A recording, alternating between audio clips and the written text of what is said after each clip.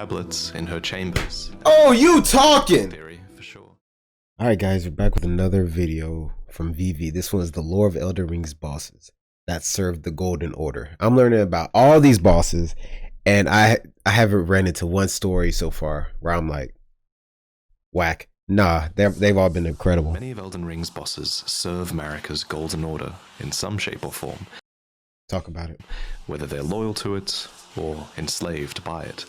So let's discuss all of these bosses, starting at a time before Order had even come to the lands between. To the north are mountaintops of the Giants, a name that makes it abundantly clear just who dominated this region of the world. However, it was not always this way. According to the Borealis's mist incantation, the ice dragons were once lords of the mountaintops long ago, until they were defeated by the fire giants and chased from the peak. That's fire already. Perched upon this peak stands an enormous forge. Interestingly, the chain rings of this forge depict dragons, which might be a reference to the dragons that once dwelt here, and while I don't think we can say for sure who built this forge, the art of smithing is said to have originated among the giants, and the craft was even once considered divine. So it seems likely that at the very least, they made good use of this fire. Sparks from this forge would fall down and fertilize the smoldering flowers that bloomed upon the mountaintops, and it seems like it was a pretty crucial part of life in this region. The most ancient giants here were called fire giants, and according to the Burn O Flame incantation, they have long held a solitary curse to serve as keepers of the flame for eternity. Now, traditionally in From Software games, curses are the domain of the gods, and indeed, the fire giants are cited to have borrowed power from one such god, who is represented here by a single large red eye. This god is called a god of the flame, and it's believed to be able to inhabit fire itself, as well as the bodies of the fire giants who worshipped it. The giants shared borders with the astrologers. All these damn gods in this game, bro. It's fire. The giants shared borders with the astrologers, who, according to their legendary Sword of Night and Flame, established themselves in the mountaintops and considered the fire giants their neighbors. The relationship here is implied to be friendly, even collaborative, maybe. Is he talking about the fire monks? It does combine the power of both flame and the power of the primeval current that's glimpsed within the night sky. Oh, that sword. To become a treasure of the Carrion royal family. Oh, that. The Carrions themselves that's are awesome. likely descendants of the astrologers. Generations later, these Carrion royals would call upon their old giant allies for aid, but we'll get to that in a moment. The fire giants also had another neighbor, with whom relations were not so amicable. Further down the mountains, just past the Forbidden Lands, roamed the Knights of Zamor. According to their armor, these long-lived warriors, clad in biting, freezing winds, are said to have been the mortal enemies of the fire giants since time immemorial. Oh, wow. According to their weaponry, these beings were devoted to winter itself and had weapons styled after icy winds and bodies that were cloaked in swirling ice storms. That's awesome. And the fact that like the top of their blade looks like icicles almost. It makes good sense that such cold beings would be natural mortal enemies of the fire giants, and they commonly did challenge their larger rivals. But it seems like their true chance came when Queen Marika waged war against the fire giants, and the Knights of Zamor gladly joined her offensive. They earned great renown amongst the Order of the Erdtree, and many ancient heroes of Zamor became hailed as heroes, as the fire giants were largely wiped from the face of the earth after this war. Now, up until now, I've resisted calling the giants evil, but the reality is that in pretty much every item description, their god is described as a fell god, and the giant's flame is a flame of ruin. And to be fair, their god doesn't seem like a super nice guy. I mean, it only really opens its eye when the fire giant boss sacrifices a leg. Oh, wow. Metal. But I'm sort of giving them the benefit of the doubt because I never connected it's that. Pretty clear who's writing the history about this fell god here. The many mentions of this god as evil clearly come about because fire itself was just this extremely taboo topic during Marika's Age of the Erdtree. And it's not just Giant's Flame items that mention this. Fire in general was prohibited to those who served the Erdtree, which was a pretty smart defensive measure, especially considering that many rival outer gods also have a flame of their own. The Formless Mother has Blood Flame, the Three Fingers have Frenzied Flame, the outer god of Death has Ghost Flame. The Giant's Flame in particular was capable of burning the Erdtree, and that is a fact that clearly inspired the inevitable war with the giants. So the giant. I'm over here thinking, why would she try to fight them, bro? I'm over here like, why she wage a war? It didn't make sense to me. It does now.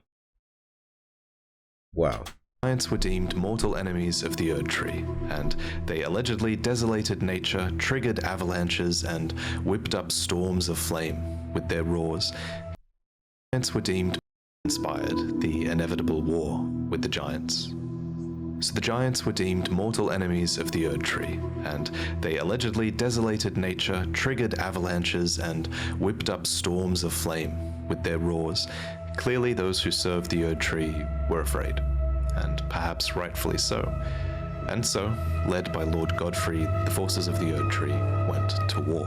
Wow. The fire giants borrowed from the power of the fell god to fight against the Erdtree, but were defeated nonetheless. According to the Burn O' Flame incantation, this released the fire giants from their curse to serve as keepers of the flame, all except one, who the fell god still hides within. And upon realizing that the giant's flame would never die, Marika left this last giant alive, knowing it was bound to protect the flame for all eternity, and thus leaving it cursed to protect the flame from someone like us. In addition to the Knights of Zamor, many lesser giants were also roped into the war against the fire giants. These lesser giants are called trolls, and are confirmed to be a race that is descended from the giants. This relationship is clearer at the mountaintops, where the trolls here still cast giant's flame incantations. Troll hammers were even once used as ancient ceremonial smithing tools. Thus, it seems evident that the trolls and the fire giants coexisted for a time, and then fell further and further apart. Because while some trolls are assumedly still fire giants at heart, many now are not. In fact, at the heart of most trolls is nothing. There's this suspicious hollow here, almost as if something has been ripped out of their torso. And when you consider what's I thought it was torso hiding something. of the last remaining fire giant, the truth becomes pretty clear, right? Every single troll is now missing that giant eye of their outer god. Oh, And if we wow. manage to look really closely here at a troll, we realize that in its place is this strange stone tablet that Talk is about held it. in place by what look like roots. As pointed out by Quelaag, these rooted tablets are very reminiscent of the rooted shackles that were created to bind the Omen twins, Mohg and Morgoth. Oh, you talking right Which now. suggest that the trolls are also being shackled or suppressed by Marika in some way. This Oh, is just you talking. speculation, of course, but Marika does have this suspicious set of stone tablets in her chambers. Oh, you talking. Theory, for sure. Whoa, I was wondering about those damn tablets. Sure. Set of stone Wow. tablets in her chambers, and I think it's a good theory, for sure. A sword gravestone in the mountaintops elaborates further on the troll's role in the War of the Giants. Here, champions battled, and allegedly, the trolls betrayed. But what was the nature of this betrayal? Did these lesser giants resent their larger kin, or did Marika force this betrayal in some way with the stone shackles? I think that's largely up to you guys. But whatever the case, I don't know, bro. nowadays the trolls are said to have lost their minds and are inseparable from the weight of their rusty swords, which have long since lost any trace of gold. So whether they carry coffins or mine down at the bedrock of the earth, their sad state brings to mind enslavement now. Oh, more damn, than that's anything else. sad as fuck. That said, some trolls do seem to have a little bit more dignity, and these are the ones that fought against the Erdtree later on. These were the enchanted troll knights, deemed comrades of the young Renala, and they were called into service when the queen invoked an oath that they swore long ago. As mentioned, and they don't have the tablets inside of them because they're not enslaved by Marika. Crazy storytelling. Trolls go way back to when the fire giants and the astrologers were still neighbors, and back then it seems, for whatever reason, to the astrologers. And later, when the Carrions went to war against the Erdtree, I assume, the trolls were finally called into that service to be treated as true knights of courage. Oh my gosh. Swords embedded with blue glintstone and summoning enormous glint blades, they fought arm in arm with their long-lost human comrades. Iji is another such example of that relationship, by the way. That's fire. He wrapping it up and he connecting the dots. He doing his thing, man. Let's go, Vivi. He became the Carrion family's royal blacksmith, and unlike the stone digger trolls, he actually uses that weapon for its intended purpose as a blacksmith's hammer. And now he serves the Lady Rani, who he's known ever since her childhood. Next, I want to talk about the Knights Cavalry. These recurring bosses wander the dim roads at night, and were once led by the Fell Omen. Now, this description specifically references Margit's title as the Fell Omen, not Morgoth's title as the Omen King, and I think this is important because Margit represents this undercover extension of Morgoth, who scouts further out in the world and takes out champions who approach all the way from Stormvale Castle. Morgoth's big role in the story is that he's a stout defender of the Erdtree who wouldn't dare betray the Golden Order. He calls all the other demigods willful traitors all, simply for fighting over the great runes of the Elden Ring.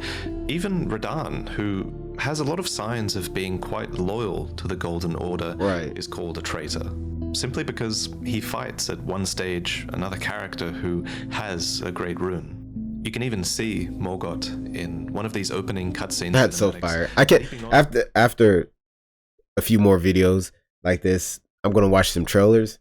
That shit looks so hard. To what looks like Radahn, and managing to even get an attack off on one of the mightiest of the demigods. Actually, a channel named Smotown has a really good little video discussing whether this is indeed Radahn, and I'd highly recommend you go and check that out. Anyway, my point is, the Knights Cavalry seem to fulfill a similar role to Margit. According to their armor, they were deliverers of death for great warriors, knights, and champions. Simple as that. No motive is listed, except that they have a reputation for taking out the greatest warriors of the world. And that makes sense that that would be their aim, because only the strongest can acquire 2 great runes and approach the Erdtree, so it's almost as if strength itself must be stifled so that Morgoth's failing order might be maintained.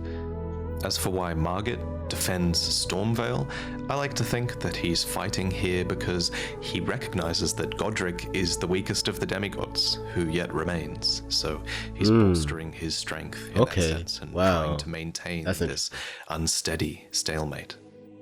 Having a strong defense is essentially the guiding principle of those who serve the Erdtree, especially as you get closer to the capital. There are numerous examples of this. The soldiers of Leyndell fight their battles defensively. The knights of Leyndell always put their shield before the sword. And Leyndell itself, the city, is built to withstand siege, with layers and layers of defensive measures built in.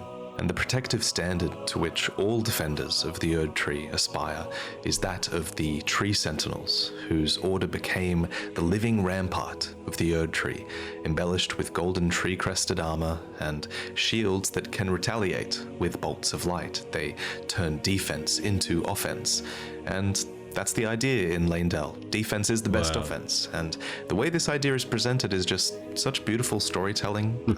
So many characters in other areas of the lands between long to return to the blessed land of the Erdtree, and even for you, it's this goal that looms over you the entire game. So the path is designed to repel everyone getting close. You know, the highway through Liurnia has fallen apart, so you need to take this secret waterlogged route up through the mountain. This was my favorite part of the game, by the way, finding this secret path through the mountains and infiltrating the Altus Plateau. And then when you finally get there, there are countless ballista and golem archers, and they're all positioned facing outwards. And finally, you even find a side entrance to Leyndell, and that is even guarded by a tree sentinel. Oh yeah, that's true. It's not just any tree sentinel. This one is actually a draconic tree sentinel, which is kind of different. This variant of sentinels arose after the ancient dragons attacked Leyndell in its history, and we talk more about this event in the video about the demigods. But in the end, the ancient dragons were befriended, and worship of the ancient dragons was deemed acceptable alongside belief in the Erdtree. Dragons were conjoined with the Golden Order, so to speak, and the dragon cultists took after them in a physical fashion. Also instrumental to the rise of the Erdtree were the Crucible Knights. They were eventually scorned for their strength, for their appearance, and for their close resemblance to Chaos and how that inspired who they originally were. 16 of these knights served Godfrey, the first Elden Lord, and all 16 of them yet remain across the lands between. One is imprisoned in an Everjail, 2 appear to be dead and are summoned to fight you as spirits. A number of Crucible Knights still patrol Leyndell, some protect great tree roots, though most just stand dejected in lost corners of the earth, and one of them has even found a new blasphemous master. So, the next time you fight these, think carefully about where they are and who they're fighting with, because each knight is a distinct character, with purpose, or lack thereof, even though they were all once united by a common purpose and a single lord. Many of these knights fight with different aspects of the Crucible. Some fight with wings, some with horns, fire, and tail, but what they all have in common is their mastery of their Lord Godfrey's signature stomp attack, which breaks up the earth beneath their feet. Is it raining?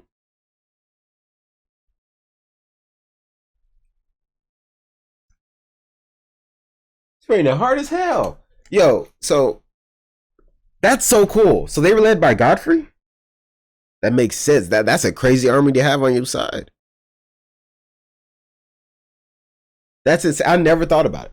This game, like, when I see enemies, I'm like, okay, new enemies, whatever. Or when I see older enemies, I'm like, oh, they bringing this motherfucker back.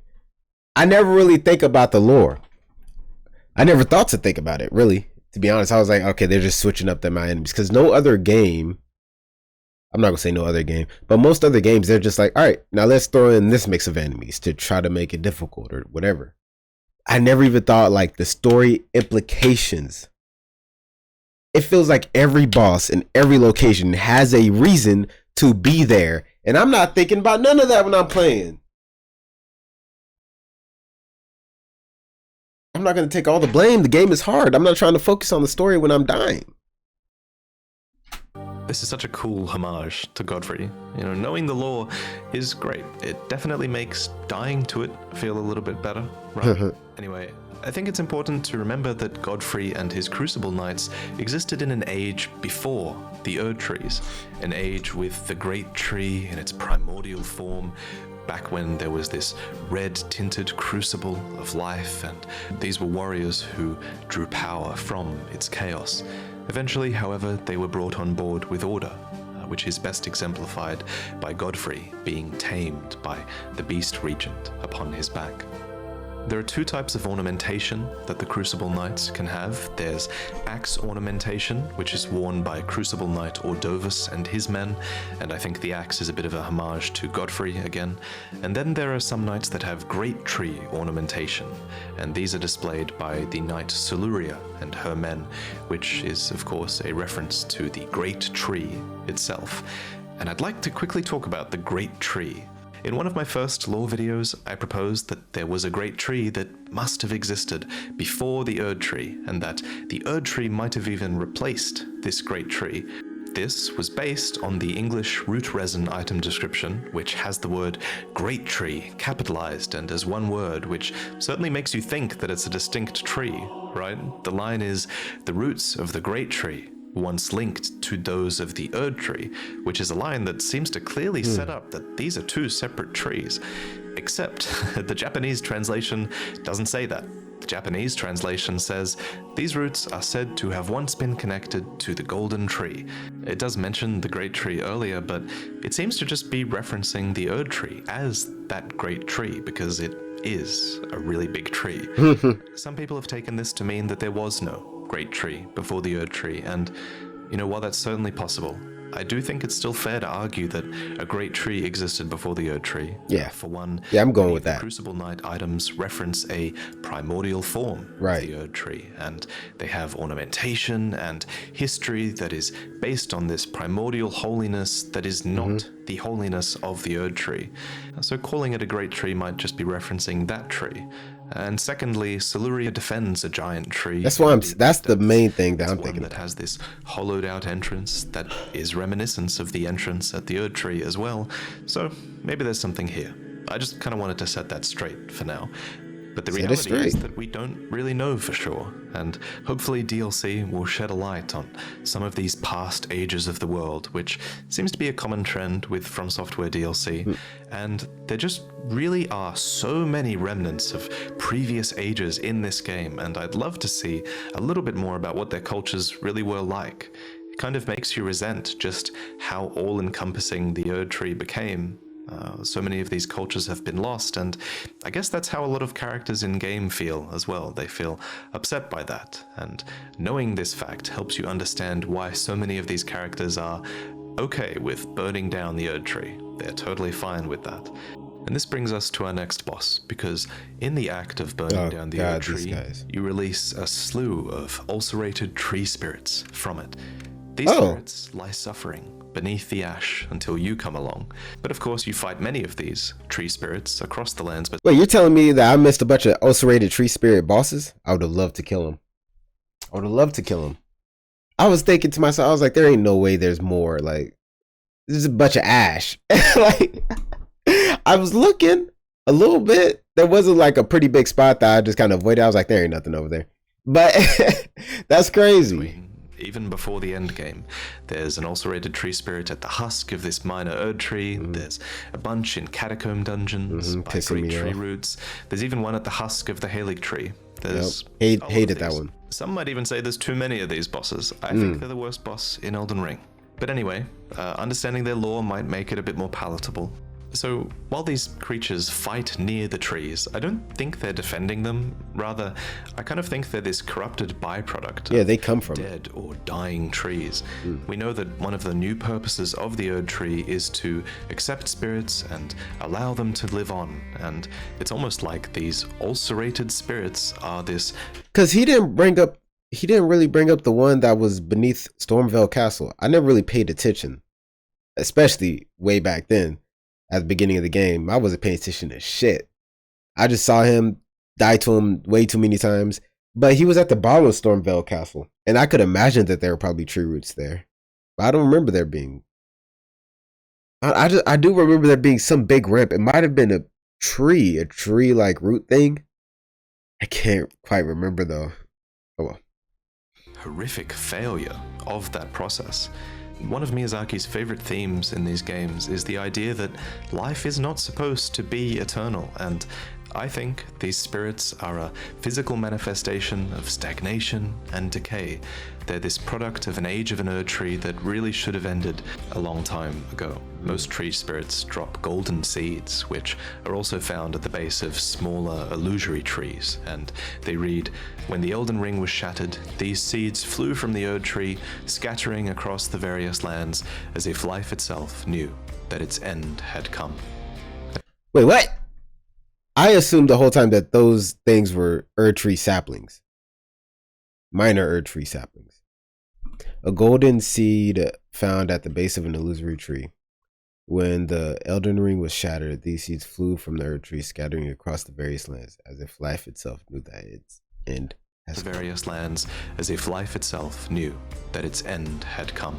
The talisman also goes on to say, the Erdtree was once perfect and eternal, and thus it was believed that Erdtree seeds could not exist. This was back when there was an age of plenty, when blessings literally dripped from the boughs of the Erdtree like sap.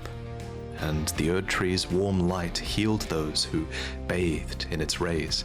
Wow. The Erdtree flourished with abundance, yet it was only for a fleeting moment. Such is the course of all life. If it did all that, yeah, I'm praising the Erdtree too, low-key. The leaves began to fall, and as you know from the introduction and the endings, the fallen leaves tell a story. The story is that the Erdtree was withering. Scattered across the lands between are minor Erdtrees, where you go to collect crystal tears. Basins were placed at the feet of minor Erdtrees in order to collect these tears. Though, in some cases, these tears are dropped by Erdtree avatars instead. When the Elden Ring was shattered, the avatars emerged, wielding ceremonial staffs that depict the Erdtree. Wait, so that's like... So the Erdtrees that, like, have a church or whatever, those are sacred tears that you get from them, right? So when you kill the minor Erdtree avatars or whatever, you get the cerulean tears, right? That's what they're called. That's kind of cool.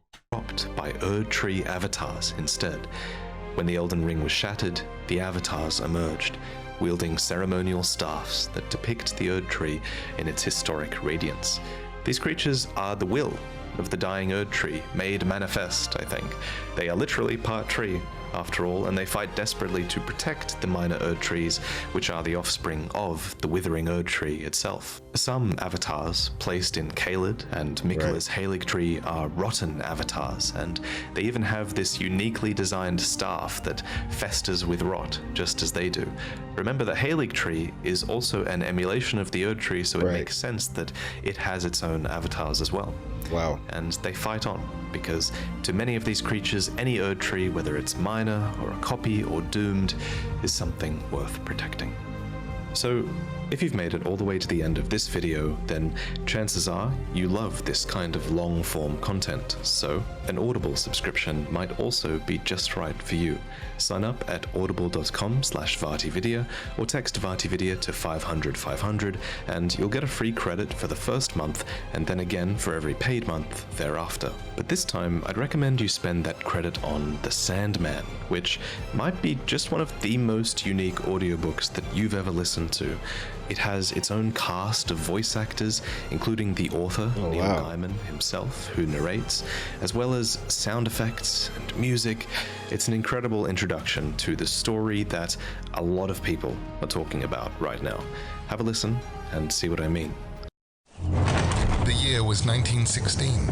Roderick Burgess conceived a plan. In my power, He would capture death. Video or text VartiVidya to 500.